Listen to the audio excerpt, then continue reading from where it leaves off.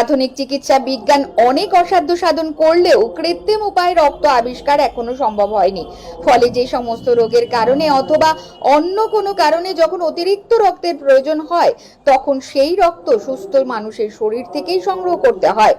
বর্তমানে সরকারি ভাণ্ডারে সংরক্ষিত রক্তের পরিমাণ চাহিদার তুলনায় অনেক কম মজুদ আছে। পাশাপাশি বেসরকারিভাবে রক্ত কিনতে প্রচুর অর্থের প্রয়োজন হয়। তাছাড়া রোগ জীবাণু সংক্রমিত হওয়ারও ভয় থাকে।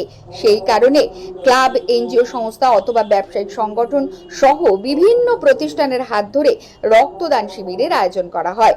অশোকনগর লাইট মাইক ব্যবসায়িক কল্যাণ সমিতি গ্রীষ্মকালীন রক্তের চাহিদা পূরণের লক্ষ্যে উত্তর 24 পরগনার অশোকনগরের এপিএ ক্লাব প্রাঙ্গণে মহতি রক্তদান শিবিরের আয়োজন করে।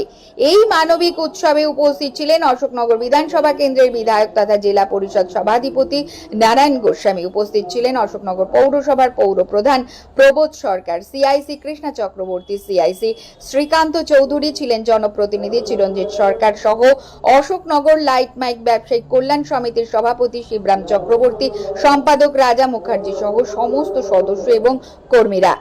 অশোকনগর লাইট মাইক ব্যবসায়িক কল্যাণ সমিতির পক্ষ থেকে মঞ্চে উপস্থিত সকল রাজনৈতিক নক্ষত্রদের বরণ করে নেবার পর সম্পাদক রাজা মুখার্জি বিধায়ক নারায়ণ গোস্বামীর কাছে লাইট মাইক ব্যবসায়িক কল্যাণ সমিতির স্থায়ী অফিস এবং তাদের কাজের পুরস্কার হিসেবে সাম্মানিক প্রদানের ব্যবস্থা করার অনুরোধ করেন।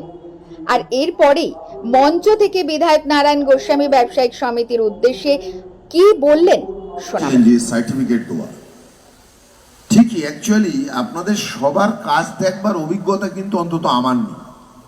আমি অল্প দিনের মানুষ, 3 বছর অতিক্রান্ত হলো।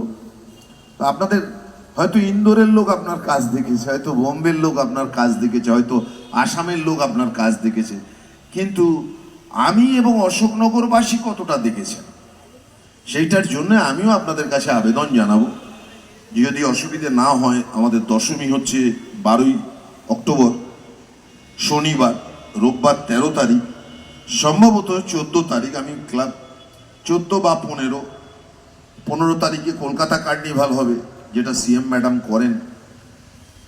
14 অথবা 15 আমরা অশোকনগরে কার্নিভালটা করতে চাই। তো আমি সেক্ষেত্রে আপনাদেরকে বলবো যে আমরা প্যান্ডেলে পুরস্কার দিই, আমরা প্রতিমায় দিই, আমরা বিভিন্নভাবে পুরস্কৃত করি পৌরসভা এবং প্রশাসনের পক্ষ থেকে যৌথভাবে। এবং আপনারা এটা জানলে খুশি হবেন, আমরা অশোকনগরের স্থানীয় কোনো বিচারককে রাখি না, আমরা জেলা থেকে, জেলায় যারা এই সমস্ত কাজে পারদর্শী তাদেরকে নিয়ে আমরা এটা করি, যাতে যতটা সম্ভব নিরপেক্ষ রাখা যায়। তো সেক্ষেত্রে আমি এটা যুক্ত করলাম যে সাউন্ড এবং লাইট,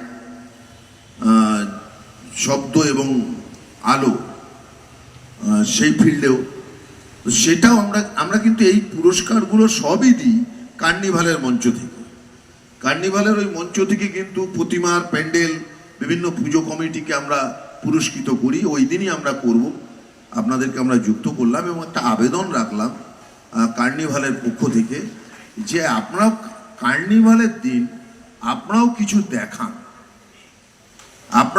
দেখান, আমি শুনেছি ইন্দ্রনীল সেন, যিনি চন্দননগরের এখন বিধায়ক এবং রাজ্যের মন্ত্রী, তাকে আমি বললাম যে চন্দননগরে এত বড় লাইট, অমুক তমুক, বলছে ভাই জানিস না, এরা নিজেদের এই বাইরে খেটে আসলো দুর্গাপুজো, খেটে আসার পর চন্দননগর নিজের বাড়ির এলাকাকে কত সুন্দর করে সাজাতে পারে কোনো একটা পুজোকে কেন্দ্র করে, এবং মিনিমাম খরচায়, মানে যেটা রেকারিং এক্সপেন্ডিচার, সে ফুয়েল, এই সমস্ত দিয়ে যারা কিন্তু এই বিষয়টা করে।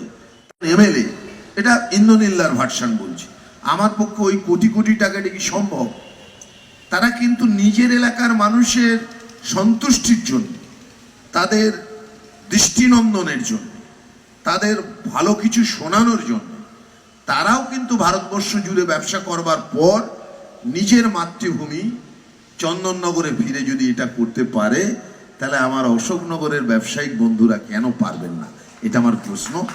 তবে আমি সবটা বিনা পয়সার কথা বলছি না, আপনাদের যেটা ফুয়েল, ডিজেল, পেট্রোল এই ধরনের যেটা লাগে সেটা নিশ্চয়ই আমরা পৌরসভা প্রশাসন এবং আমি বিধায়কের পক্ষ থেকে দেখব, এটা আপনারা পরিকল্পনার মধ্যে রাখবেন।